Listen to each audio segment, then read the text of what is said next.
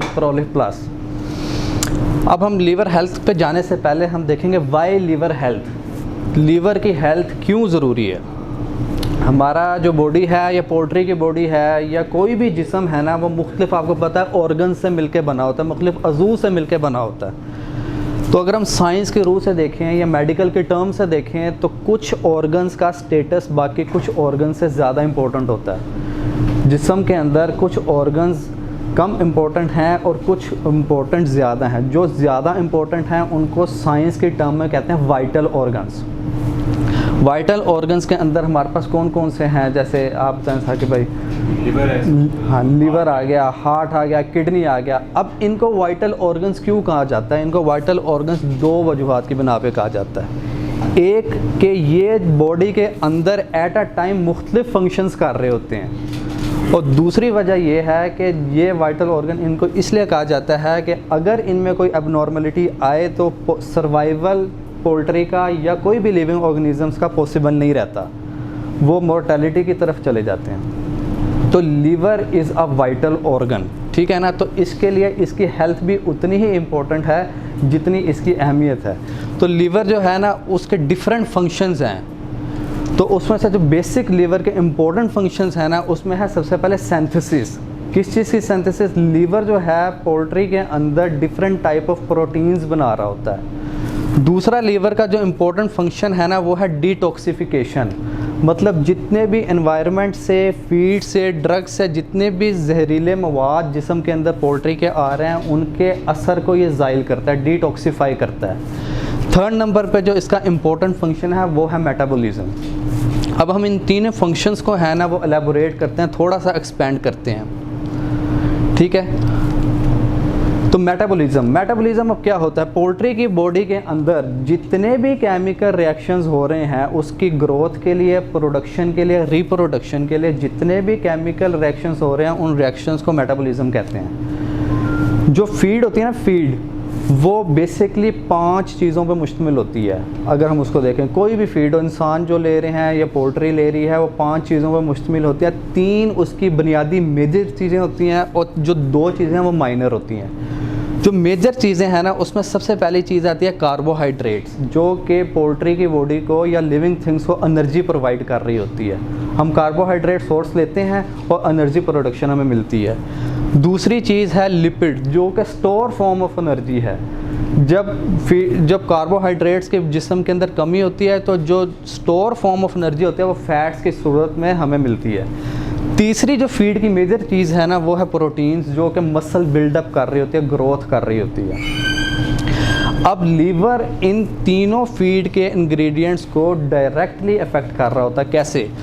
जिस्म के अंदर जितनी भी कार्बोहाइड्रेट्स हम ले रहे होते हैं, वो जो है ग्लूकोज की फॉर्म में लीवर के अंदर स्टोर हो जाती है, और जब बॉडी को नीड होती है उसकी, तो वो आहिस्ता आहिस्ता ब्लड के अंदर रिलीज़ करती है उस ग्लूकोज को, एज़ पर नीड उसको रिलीज़ कर रही होती है। तो लीवर कार्बोहाइड्रेट्स को अफेक्ट कर रहा है। फिर लीवर जो है लिपिड मेटाबॉलिज्म कर रहा है। वो क्या करता है? जो एक्सेसिव कार्बोहाइड्रेट्स और प्रोटीन्स होती हैं, उनको वो फैटी एसिड्स के अंदर कन्वर्ट करता है और अपने अंदर स्टोर करता रहता है कि जब बॉडी को इसको चाहिए होगा, स्टोर फॉर्म ऑफ एनर्जी चाहिए होगी, तो वो उसको प्रोवाइड करना शुरू कर दे। तो तीसरा काम लीवर का ये है कि वो प्रोटीन मेटाबॉलिज्म कर रहा होता है, डिफरेंट टाइप ऑफ प्रोटीन्स बना रहा होता है, जैसे कि एल्बुमिन होगी, ब्लड क्लॉटिंग प्रोटीन्स होगी, इसी तरह माइनर और प्रोटीन्स हैं वो बना रहा होता है, जिससे ग्रोथ अफेक्ट हो रही होती है, ठीक है, पोल्ट्री का। फिर दूसरा इंपॉर्टेंट फंक्शन है वो है डिटॉक्सिफिकेशन। जो भी जहरीले मवाद जिस्म के अंदर पोल्ट्री के आते हैं, उनको डिटॉक्सिफाई करना, उनके असर को ज़ाइल करना। अब वो कौन कौन से हो सकते हैं डिटॉक्सिफिकेशन एजेंट्स? वो टॉक्सिन्स कौन कौन से हो सकते हैं? उसमें सबसे पहले मेटाबोलाइट्स हैं। जब पोल्ट्री फीड लेती है ना, तो फीड 2 हिस्सों में कन्वर्ट हो जाती है, वो टूटती है और 2 चीज़ों में वो बदल जाती है। एक तो उसका डाइजेस्टिबल पार्ट होता है, जो कि वो उसको पोल्ट्री हज़म करती है और अपने इस्तेमाल के लिए इस्तेमाल करती है, ग्रोथ के लिए, प्रोडक्शन के लिए।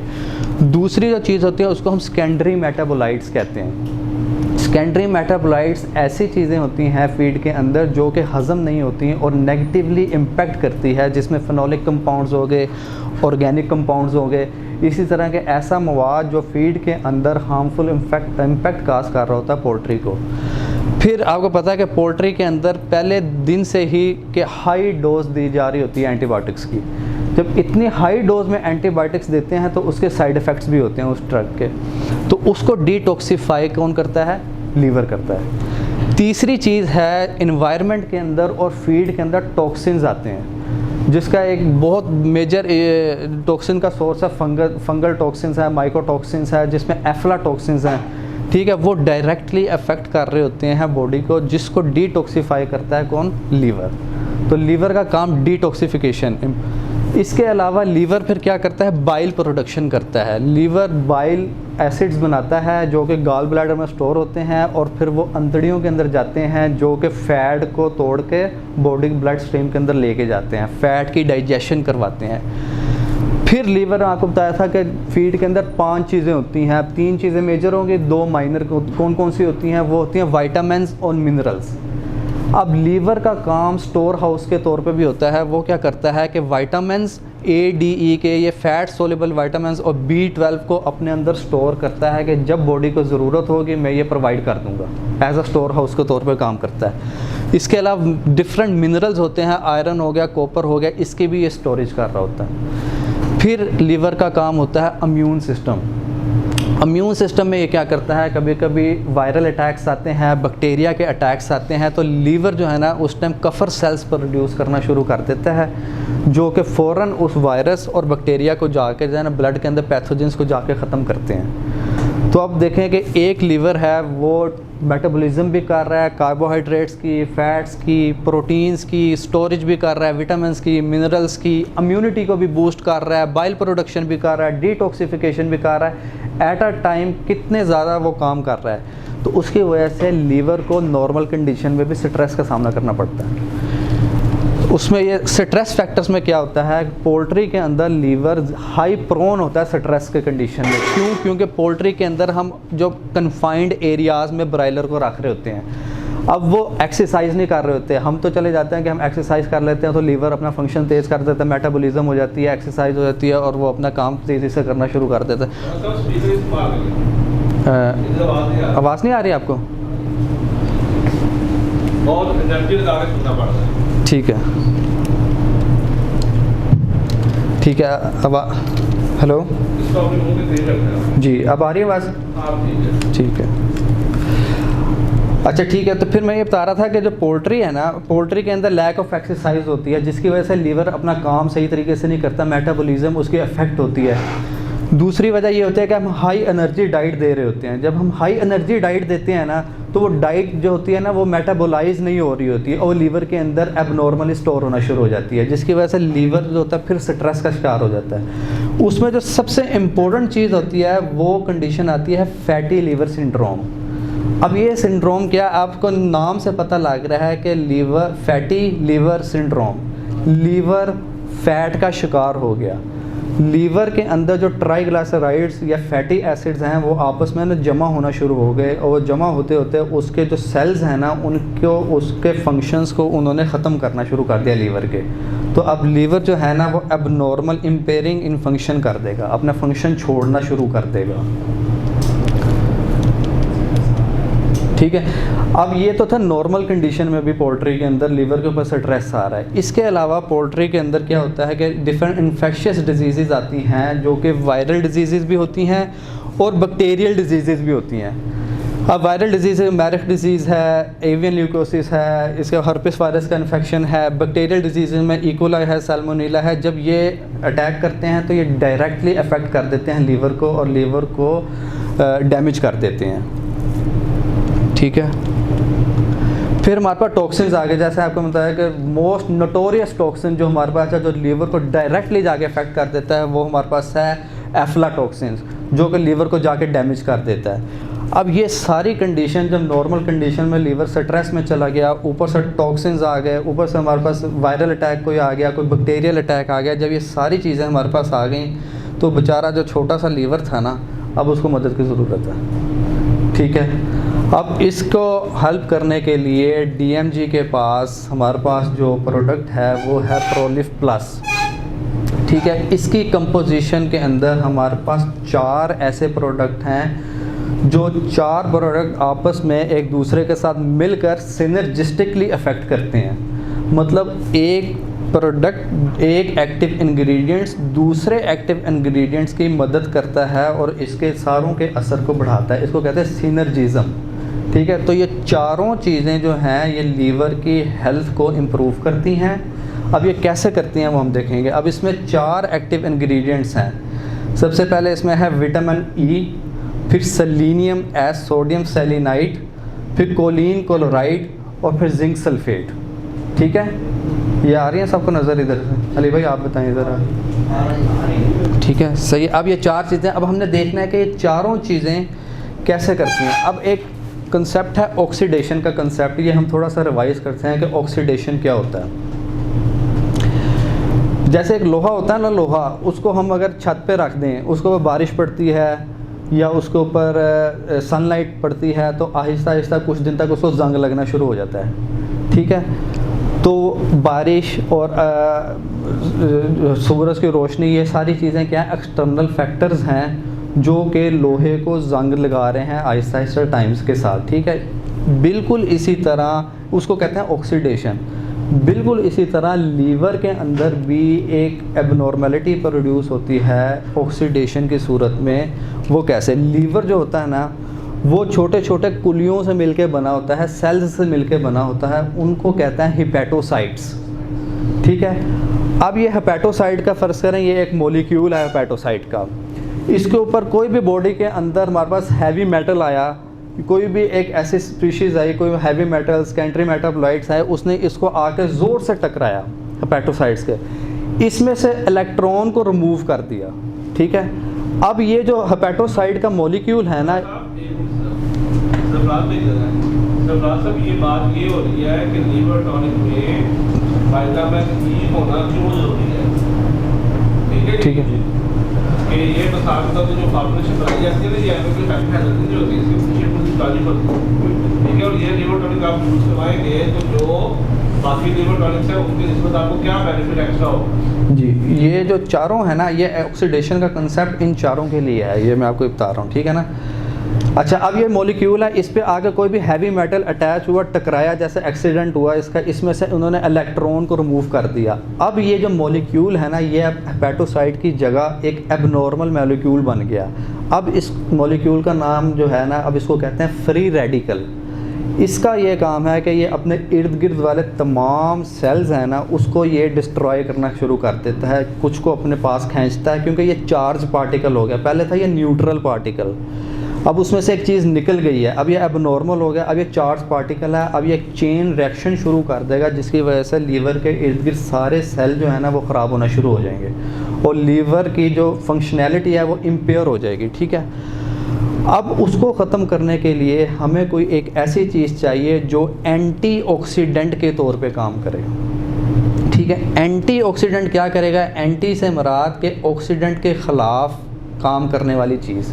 ठीक है, तो हमारे पास इस प्रोलिफ प्लस में जो चारों एक्टिव इंग्रेडिएंट्स हैं वो तमाम के तमाम एंटीऑक्सीडेंट के तौर पे काम कर रहे होते हैं। ठीक है, अब उनका काम करने का अंदाज़ मुख्तलिफ है। मैंने आपको बताया था सिनर्जिस्टिकली इफ़ेक्ट कर सकते हैं। हर बंदा अपने लिहाज से एंटीऑक्सीडेंट का काम करता है और जब वो आपस में मिलते हैं तो उनका अफेक्ट जो है ना, एक और एक करके 11 बन जाता है।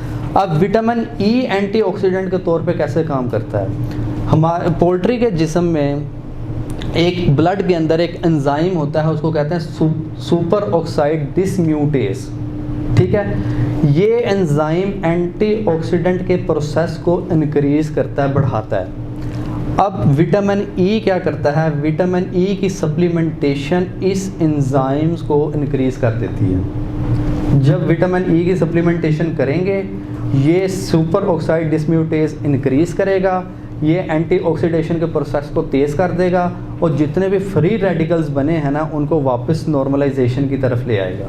ठीक है, और लीवर अपना नॉर्मल होने के कंडीशन में दोबारा जाना शुरू हो जाएगा। दूसरा विटामिन ई का ये काम है, मैंने अभी आपको बताया कि फैटी लीवर सिंड्रोम में क्या होता है कि एक्सेसिव फैट जो होती है ना वो लीवर के अंदर जमा होना शुरू हो जाती है और लीवर जो होता है ना वो अपना काम छोड़ता जाता है। वो फैट किस वजह से हो रही होती है? एक प्रोटीन होती है CD36 protein, cluster of differentiation 36 protein. इस प्रोटीन का क्या काम होता है कि ये अपटेक करती है फैटी एसिड्स को लीवर के अंदर, मतलब ब्लड के अंदर फैटी एसिड्स मौजूद हैं, ये CD36 प्रोटीन जो है ना ये फैटी एसिड को लीवर के अंदर स्टोर करवा रही होती है। अब जब फैटी लीवर सिंड्रोम आ जाता है लीवर के अंदर, तो विटामिन ई जब हम देते हैं तो ये इस CD36 प्रोटीन की डाउन रेगुलेशन कर देता है, इसको कम कर देता है, इसके फंक्शन को कम करता है। जब इसके फंक्शन को हमने फैटी लीवर के अंदर कम कर दिया तो ज़्यादा फैटी एसिड्स जो हैं वो किस दिन जमा लीवर के अंदर जमा नहीं हो सकेंगे। जब जमा होना फैटी एसिड लीवर के अंदर स्टोर होना ख़त्म हो जाएंगे तो लीवर फैटी लीवर सिंड्रोम से बाहर आ जाएगा। ठीक है। तीसरा विटामिन का काम है ना, विटामिन ई का जो थर्ड काम है वो है एडिनोपेक्टिन मैसेंजर आरएनए जीन। ये एक जीन है एडिपोनेक्टिन मैसेंजर आरएनए एक मॉलिक्यूल है। ये क्या करता है, ये इन्फ्लेमेशन को रिड्यूस कर देता है। इन्फ्लेमेशन क्या कहते हैं, बहुत ही सिंपल अल्फाज में कि लीवर का इन्फेक्शन, किसी भी चीज़ का इन्फेक्शन होना, उसके अंदर स्वेलिंग हो जाना, उसके रेडनेस हो जाना और उसका काम करना ख़त्म कर देना, इस चीज़ को कहते हैं इन्फ्लेमेशन। तो ये जो एडिपोनेक्टिन जो मॉलिक्यूल है, विटामिन ई इसकी सिंथेसिस को ज़्यादा करता है, जिसकी वजह से इन्फ्लेमेशन रिड्यूस हो जाती है। फिर हमारे पास दूसरा एक्टिव इंग्रेडिएंट्स जो इसमें है ना वो है सेलेनियम। मैंने आपको बताया था कि ये जो सारे के सारे चारों एक्टिव इंग्रेडिएंट्स हैं ना, ये चारों के चारों एंटीऑक्सीडेंट हैं। अब विटामिन ई ने क्या किया था, विटामिन ई ने एक एंजाइम बढ़ा दिया था सुपर ऑक्साइड डिसम्यूटेज, जिसने एंटीऑक्सीडेंट का काम किया था। अब सेलेनियम का काम करने का तरीका ये है कि सेलेनियम एक ऐसा मॉलिक्यूल है जिसके पास एक्स्ट्रा इलेक्ट्रॉन मौजूद हैं। ऑक्सीडेशन में क्या हुआ था कि हेपेटोसाइट्स में से इलेक्ट्रॉन रिमूवल हो गई थी, ठीक है, और वो एबनॉर्मल हो गए थे। सेलेनियम के पास एक्स्ट्रा इलेक्ट्रॉन्स मौजूद हैं जो कि उन एबनॉर्मल फ्री रेडिकल्स के पास जाते हैं और उनको वो अपना जो इलेक्ट्रॉन है ना वो ट्रांसफ़र कर देते हैं, जिसकी वजह से क्या होता है, जो फ्री रेडिकल एबनॉर्मल बने हुए थे वो दोबारा सही हो जाते हैं। और जो लीवर है वो हेपेटोसेलुलर कार्सिनोमा, मतलब लीवर कैंसरस स्टेज में, जो फिब्रोसिस स्टेज में जाना शुरू कर दिया था जिसने, वो वापस से रिटर्न हो जाता है। ठीक है, इसका सेलेनियम का एंटीऑक्सीडेंट का काम करने का तरीका ऐसा था। जी बहुत मुश्किल है, बहुत आसान है। डॉक्टर साहब ये रिपीट करें, 1 2 3 आपने हमें बता रहे हैं। कौन सा वाला रिपीट करूँ आप, वाली भाई बताएं आप। सबसे पहले उसको आएगा विटामिन ई पे। अच्छा, विटामिन ई पे, ठीक है।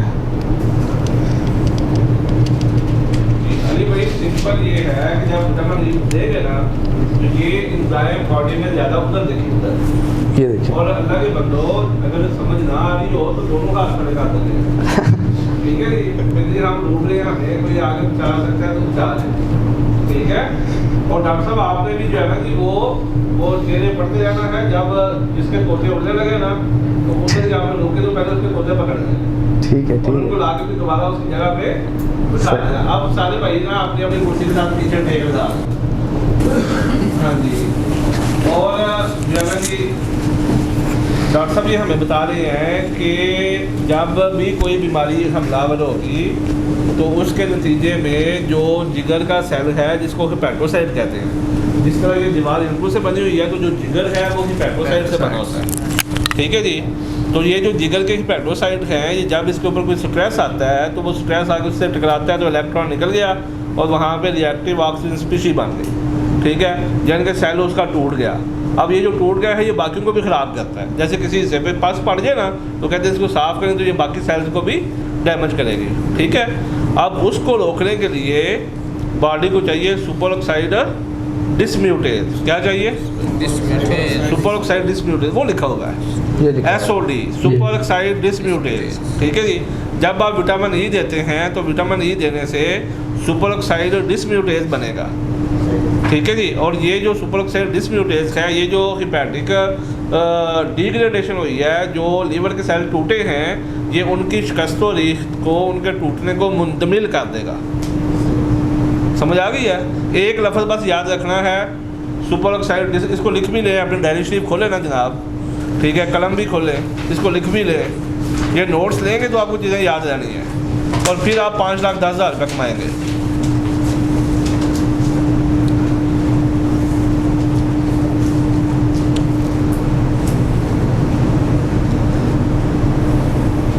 बोला था डायरी थोड़ी है जी सर। ये जो कोई पेज कटोना छोटा समय तुझे ऐसे छड़ जाना, नहीं सर, ये सारी बात नहीं पढ़ना यार।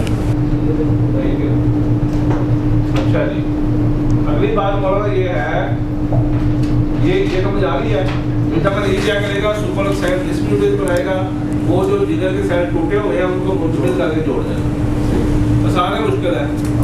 अब आसान हो गया। तो हम बोल रहे थे बातें समझ आती है। अच्छा जी, दूसरा काम डॉक्टर साहब ये कह रहे हैं कि फैटी लीवर उस वक्त बनता है जब जिस्म में ये जो CD36 प्रोटीन है ना, जिस तरह CD70 होती है ना, इस तरह जिगर में जो प्रोटीन फैटी लीवर बनाती है वो CD36 है। ठीक है जी।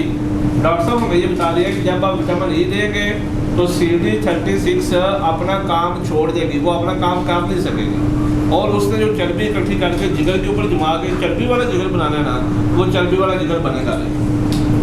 ठीक है, ये CD36 को काम नहीं करने देगा, SOD बनवाएगा और CD36 के काम को रोकेगा।